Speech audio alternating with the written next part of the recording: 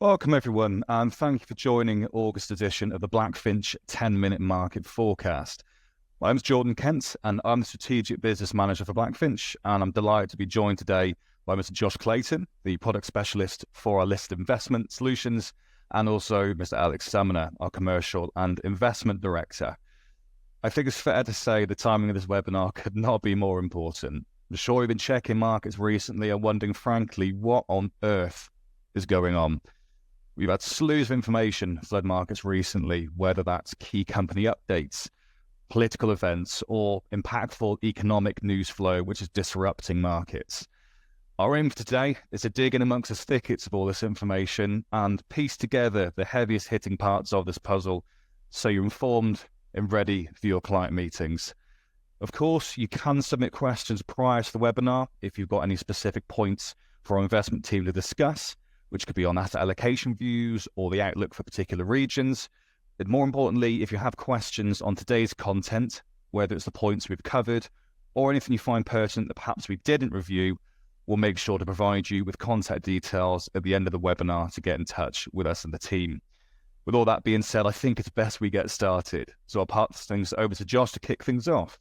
Josh, good morning. Morning, Jordan, and good morning, everyone. Thank you for tuning in today. Now, as Jordan's outlined already, we've had a lot of activity in terms of market movements and macro events. And I'm just going to focus on what's happened over the last week or two and summarize current conditions, and Alex is going to tackle the forward outlook and our views as an investment house. We'd also like to reiterate as a company that we're here as investment professionals to support advisors and their clients in any times of nervousness. So always feel free to pick up the phone and have a chat to us. Now then, I'm sure as you know, we've seen a strong sell-off across the globe, but especially in Tokyo at the start of this week. And it's best to think of it as chaos theory at work. Now, this theory states that behavior is highly sensitive to slight changes in conditions, so that small alterations can give rise to extraordinary consequences. Or if you're a film fan and you've seen the butterfly effect almost 20 years ago, a butterfly has flapped its wings on Wall Street in New York, which is a combination of the Federal Reserve, influential investor Warren Buffett, and a flock of retail investors, and it's caused a whirlwind in Japan, with the Nikkei 225 having a pre-trading 12.4% sell-off on Monday. And there's a slight caveat on this drawdown. I was looking at the index this morning over a coffee. We've already seen that market claw back about 10% at this drawdown, and it just shows how sensitive pricing is currently. But I think it's still important for us to understand what's happening. And to do that, we've got to start in the US and highlight the expectations that were settled in before prices started to churn. So the July survey of the global fund managers that was produced by the Bank of America showed a very high confidence in a soft landing for the global economy. And that was expected by about 70% of fund managers. The chance of a hard landing was only put at about 11%. And when we say hard landing, we mean a sharp economic downturn, almost like a plane hitting a runway very hardly. Now, there was a lot of confidence that the slowdown would be a gentle one, but recent US economic data has disappointed. Investors have become very conscious that the Federal Reserve could have waited too long in cutting interest rates. We've seen unemployment trend upward. Recent jobs data really missed the mark, and some recessionary indicators have started blinking, with some caveats on these indicators that this environment is very different to previous ones. The Fed had the meeting last week, and Chair Jerome Powell announced they were holding interest rates again, but rhetoric was supportive of a 25 basis point cut in their September meeting, and markets are very much pricing that in. However, this didn't stop investors from being spooked and triggering action. There's an old saying that when the US market sneezes, the rest of the world catches a cold because of their sheer size and influence. And this sparked a global sell-off and all of this noise at the moment. Now, it's unlikely that the Fed will want to admit any error or risk causing further panic by holding an emergency meeting and cutting the Fed's fund rate early. But of course, there's a lot of nuance here. Things are very much subject to change. But it brings us on to Japan and the stark differences between the two countries and currencies. So as we know, the Fed's fund rate is at 5.5%. It's a stark difference from the Bank of Japan, who announced that they've gone for another move, raised its policy rate to 0.25%, and they've unveiled plans to halve its bond purchases. This was a shock to markets. Only 30% of traders were pricing in an interest rate hike here. Prior to the hike, the value of the yen was dangerously low, and because of that, foreign investors loved to borrow in the currency, take some very leveraged bets, and park the money elsewhere, which is what's known as a carry. However, a lot of that leverage can go against you if the currency strengthens, and the move did exactly that, causing some big dislocations for investors. The fear came if we would start to see margin calls and significant losses, though generally speaking, company fundamentals are okay in Japan, but that sudden reversal in the yen is a negative for the market until the US calms. So this isn't a case of a butterfly flapping its wings in Tokyo and wreaking drama elsewhere. Instead, it's Japan being hit by the waves caused by butterflies over in the US. And then the final piece of the puzzle is Warren Buffett, who owns Berkshire Hathaway in the US. He holds significant capital in the Magnificent Seven. So prior to all of this noise, we'd started to see a correction in the large cap tech names. And the question for some time has been, when's artificial intelligence finally going to provide a return on investment? And this is where the correction started. These companies are sinking billions of dollars into AI and have nothing to show for it. Investors have become very skeptical in saying that money could have been spent elsewhere, and Warren Buffett thought exactly that. He sold half his stake in Apple to take significant profits from one of the most crowded markets, and there are a lot of investors that hold stock in his decisions. He's chosen to build a big cash pile of about $280 million and wait to see what buying opportunities there are, which wasn't a good thing for already rattled US sentiment. So the big next step is whether retail investors are going to keep their patience with big tech. But I believe that covers everything at a high level, Alex. So if I pass over to you for the forward-looking points. Thanks very much, Josh. Yeah, I do think it's really quite important when you're talking to clients in these unnerving times to remind them at the moment that the markets really are panicked at this potential for a US recession and hard landing that Josh has absolutely covered. It's quite strange when you think about it. The narrative has flipped very quickly recently from investors wanting to see softer economic data to therefore support the narrative that inflation's under control, to support the narrative that we could see rate cuts from the Fed, and therefore engineer this soft landing. The narrative's now flipped to actually when we are seeing softer economic data, markets are taking that we are headed for this recession and hard landing, which Josh has covered. So it almost feels like there was no real way to win in this for markets. So they're getting what they asked for, but crucially the reactions have been quite adverse. And I think as Josh has touched on, the jobs report on Friday really was the straw that broke the camel's back.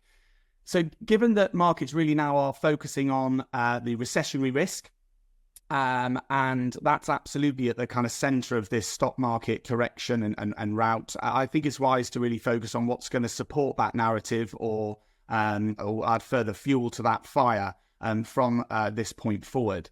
The Mag 7 earnings, the S&P is sort of a good way through its quarterly earnings season, and of course we want to focus on the Mag 7. Looking at their earnings and looking at the fundamentals of these companies that your clients are going to have some exposure to, it's been a bit of a mixed bag across the Mag 7. On the softer side, Google, Amazon, Microsoft did underwhelm investors to a degree, but nothing catastrophic, nothing to suggest there's anything structurally or fundamentally wrong with the companies. Meta and Apple, on the more positive side, both reported a really strong rise in revenues. And so far across the Mag 7s who have reported, that AI narrative is still really, really strong. Understandably, though, we've got investors becoming a bit more impatient. They want to see a return on the investments, the significant sums of investment that's being placed in AI from these companies. So, of course, we're bound to see some volatilities around these companies' earnings. But as I say, so far, nothing catastrophically wrong. Many eyes are going to remain on Nvidia, which are due to report towards the end of this month, I believe. So clearly that is going to be a very closely watched stock. But more broadly, about 380 of the 500 companies in the S&P have now reported. And in aggregate, so far, they have beat sales by almost 1% in aggregate. But even more impressive is that in aggregate, they have beat earnings by just over 5%.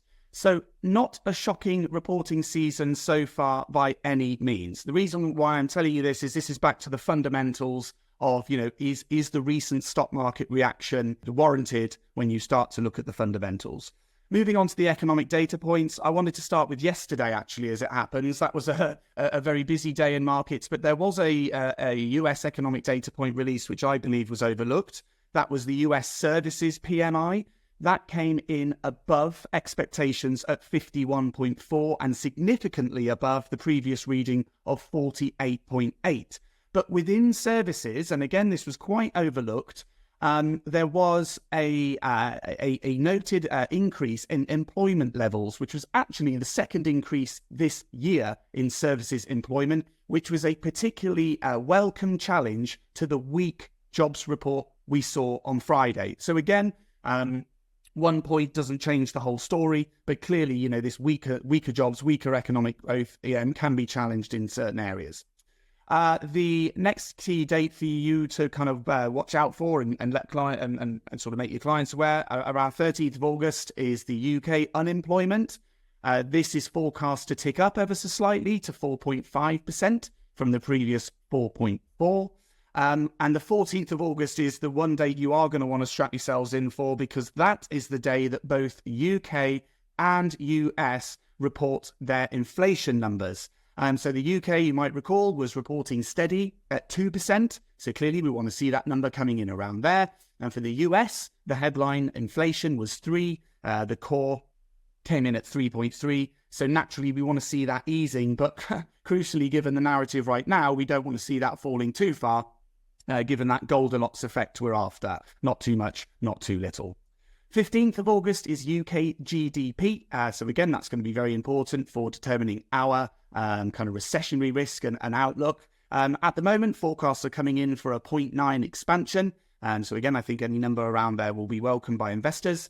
23rd of August sees Japanese inflation. Again, very important given the points that Josh has covered already. This is actually forecast to tick up to 2.9 from a previous 2.8. And again, this is going to be absolutely crucial in informing the Bank of Japan's narrative and their next move, given that they've just received a very firm slap on the wrist from investors from their recent monetary policy stance. It'll be very interesting to see where they go after the release on the 23rd.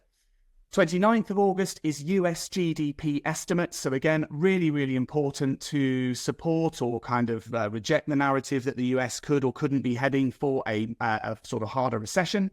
So that comes out on the 29th. And then finally, the 30th of August is the flash Eurozone inflation print as well. All of this aside, though, Josh has touched on the fact that we could see an emergency rate cut from the Fed in the intervening period. So as things stand today, and this is very important, the Fed are due to meet next on the 18th of September, where the interest rate decision will be made. We could see, and at one point, there was a chance of up to 60% of this happening. That has since moderated, but the 60% chance of an emergency meeting happening where a cut could occur is still on the table. If that were to be the case, I personally believe we would see a significant negative reaction in markets. That would be a signal to markets saying that the Federal Reserve knows something we don't. Things are worse than we thought. So an emergency cut between now and the 18th of September is a key near-term risk to investors. Looking at interest rates in sort of more general terms, just to round things off, where the markets are pricing now, the US are sort of clearly pricing in more aggressive cuts between now and the end of the year. So we're looking at rates falling to around 4% by January 2025 in the US, and closer to home in the UK. Our trajectory is also lower, but less severe. We're looking at this year ending with our base rates around 4.5, falling to just under 4% by next summer.